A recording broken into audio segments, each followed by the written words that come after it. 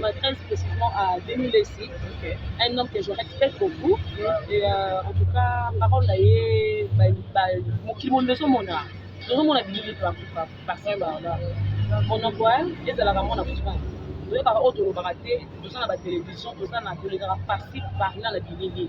Vous avez par autre, tout ça dans le bandeko babolingo bobosana te site ya sika ya lelo lobi elekaki mais lelo eza lelo site ya lelo oyo bato tu baza kosabone eza bongo GMTV ezwami bongo na Amérique na kati ya rale. Alors il y a top modèle Gwani Matota top modèle bosabone ebele tala bana Amérique bosabone hein monde atier bosabone au Londres au wapi Australie ou partout, vous s'abonnez à GMTV, il y a top modèle. Il faut dire bon la carte Amérique, Chimita, Ngoma Lokito, Achikomouk, vous s'abonnez Martin Tinotabala, vous s'abonnez à la carte GMTV. Ciao. Comme toute la République, je pense que le monde entier est sur le choc. Je ne m'attendais vraiment pas à cette triste nouvelle qui nous fait beaucoup de mal. C'est avec considération que j'ai appris le décès, la disparition d'une maman nationale, comme on l'appelait affectueusement, parce que c'était une maman pour nous, les artistes féminines, mais aussi c'est une icône de la musique congolaise. C'est une personne qui a valorisé le folklore, mais qui a aussi mis en avant la culture congolaise en général, parce que c'était un mélange de beaucoup de talents, d'une présence scénique incroyable, de la danse Moutoachi, de l'a exportée partout dans le monde. Donc je suis très troublée, très triste, et je tenais à venir aujourd'hui justement pour représenter mes condoléances à sa famille biologique, mais aussi à toute la grande famille d'artistes que nous sommes, parce que nous venons de perdre une grande dame. C'est une légende. Quel souvenir vous gardez personnellement? Quel souvenir vous gardez personnellement de Tchalamouane, vous en tant qu'artiste? Moi, j'ai beaucoup d'anecdotes avec elle, parce qu'on avait tissé des rapports de mère à fille. Elle est venue me soutenir lors de mon concert à Chevreuse. C'était une manière aussi, je pense, de me bénir, et je pense que j'ai un sentiment de satisfaction parce que j'ai eu le temps de parler avec elle, d'échanger avec elle, d'avoir de ses conseils. Et on s'appelait souvent. Quand elle avait besoin de quelque chose, elle n'hésitait pas à m'appeler. Quand j'avais un événement, elle n'hésitait pas à venir, à me soutenir. Et donc pour moi, c'est une grande perte parce que j'ai perdu quelque part une maman et un modèle. Des conseils qu'elle t'a donnés? C'était d'être forte, parce qu'elle savait ce que c'était difficile d'être une artiste dans ce pays en particulier. Elle savait que c'était difficile de durer dans le temps, parce que c'est quelqu'un qui, ça fait des années, ça fait plus de 30 ans qu'elle est là. Et on continue à écouter, à danser Tchalamouane aujourd'hui. Ça veut dire qu'elle nous a légué un héritage incroyable et que ça reste un modèle et qu'elle reste une icône. Elle n'est pas morte, elle continue de vivre à travers ses œuvres. Ok, je termine par ici. La rumba congolaise aujourd'hui perd une grande artiste, la rumba congolaise. Ah oui, c'est une perte immense, c'est une perte immense. On n'aura pas une deuxième Tchalamouane. Je pense qu'elle a marqué son temps, elle peut être fière d'elle. Je lui dis, maman, va en paix, repose-toi. Elle est partie un peu trop tôt pour moi, mais je pense qu'elle a donné le meilleur d'elle-même. Et je garde d'elle le souvenir d'une artiste incroyable, pétrie de talent, et qui aimait son pays au-delà de tout. Merci.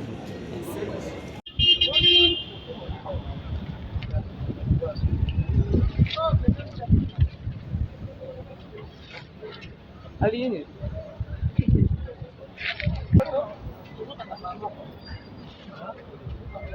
maman. Dans le micro.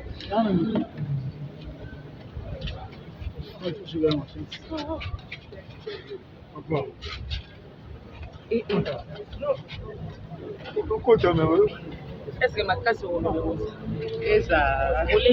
Kolenga na nyonso mpe ezali na nzoto. C'est ça. Bino nde bopesanga force oyo lobala. C'est ça.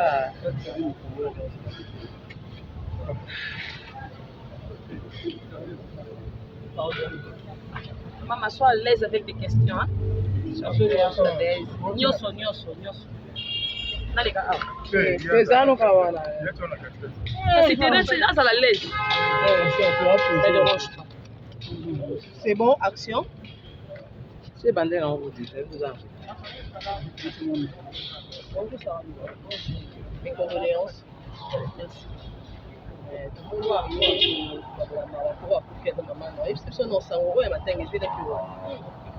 Merci beaucoup pour l'invitation. Sarah Lula, Bonjour madame. mes condoléances. Merci beaucoup.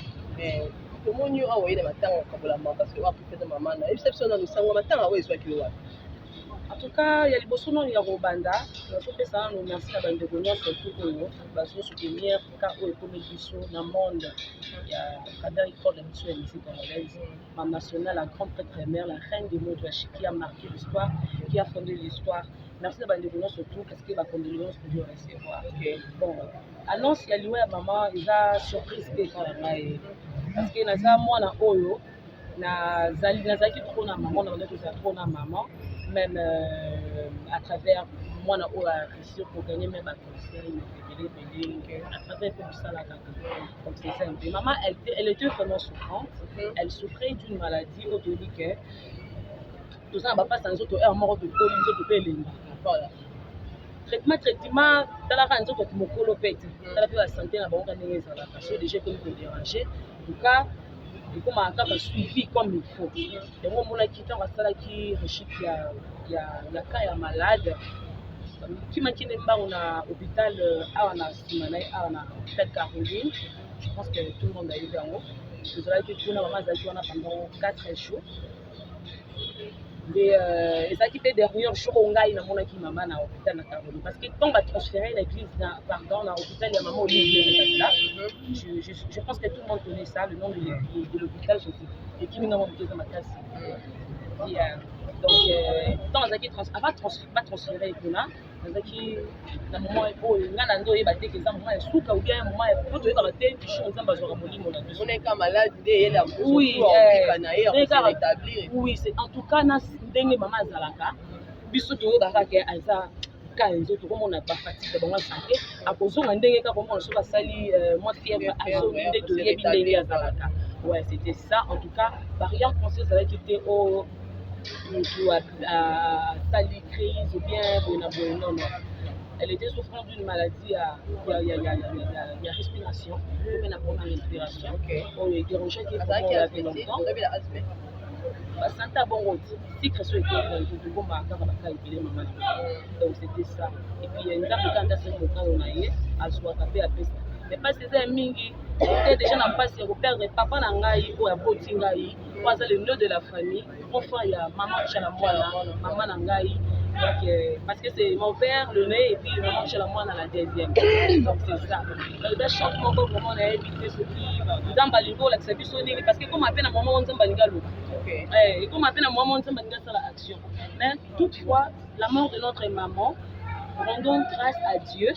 Les ont dit en tout cas tout Kangamato parce que namoni besoin de trop ba ba bien information que vous on a besoin de trop surtout pour éviter na confondement aux familles à la réalité quoi ça s'est passé nango en tout cas tous ces chocs là ils ont mérité en gros quand même quand même aza icône biso ya musique congolaise va chanter mais à ça il va rendre belé na mokili ozo qui quand même occasion okutana ba konzi ya mboka na biso au biso surtout yebi donc tout le la na bokimia to kunda maman na bokimia ndeti nga mwana oyo azwa ki moment ya confonder pendant ya ko préparer pendant 9 ans d'apprentissage il y a coaching musical expérience côté makamno sur le musical en tout cas un conseil réel dans le monde de la musique conseil réel dans le monde de bon montant parce que ceux qui ont la chance de voir conseil à maman na biso bongo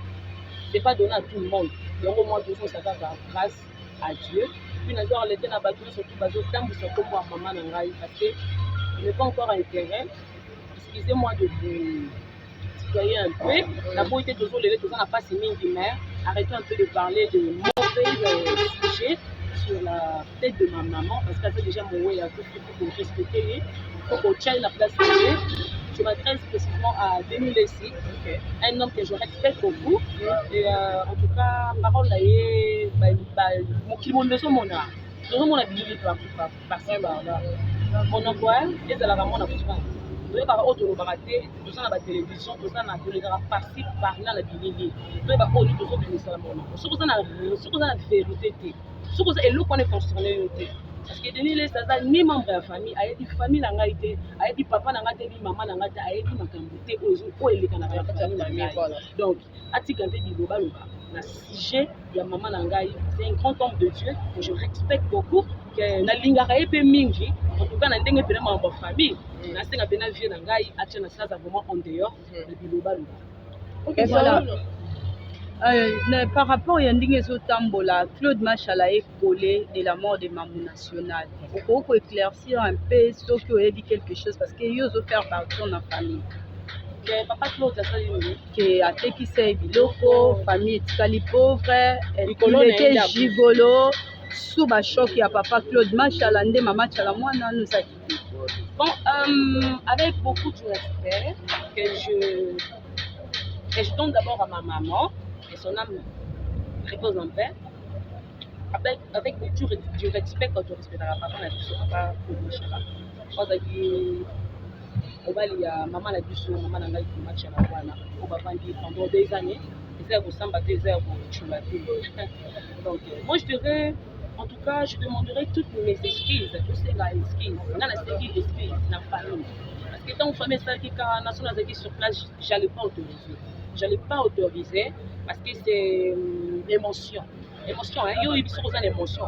Surtout, il y a un logo qui c'est très cher. On a sous-souté. On a sous-souté. On peut s'en façon au sous-souté. Mais au bout de la au combien d'un niveau mon robot, c'est choquant. Et si la histoire me rend comment et les gars mon pas pour perdre. Donc c'est ça. Et on a beau manger, il y a peuple congolais. Et ben des Congolais sont tous dans la nuit qui la photo. Dans le monde entier, là il s'ava là. Moi na oh maman Tigé la chanteuse oh maman Tigé en même temps danseuse. Abandi ko ministère de l'autre. Dans un remix na sala ya maman. Au bansinze mboni moko benga chanson fétiche. Chibola Monumbai. Je pense que ils ont partout dans le net pour nous inviter des bateaux pour découvrir, c'est donc de rendre hommage à la maman, la vie sur maman Tchalamwana. La nenga zaki la boulot retransmettre moi. Donc c'est ça un peu.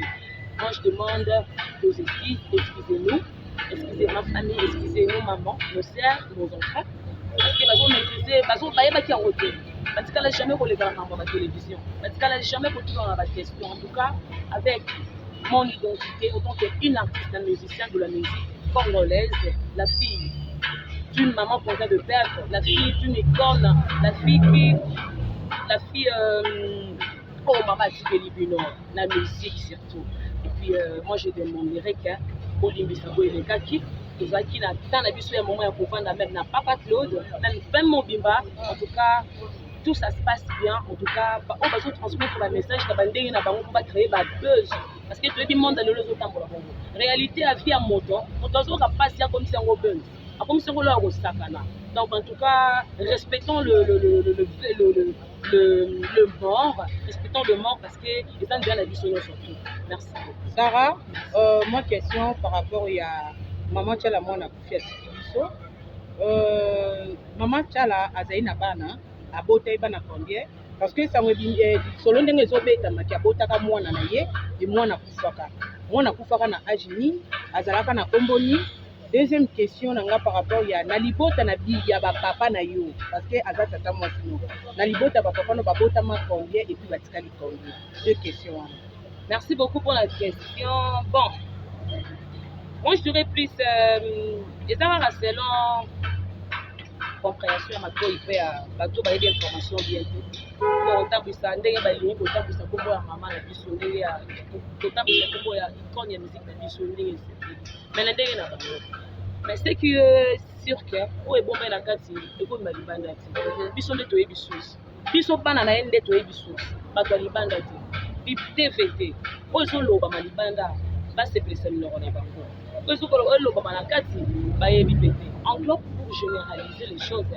Moi, je dirais que ni papa Claude, la ligne qui souffre sur maman, ni mon tout dans la famille, nous avons béni mon tout, après ça rappelle à Zouaka.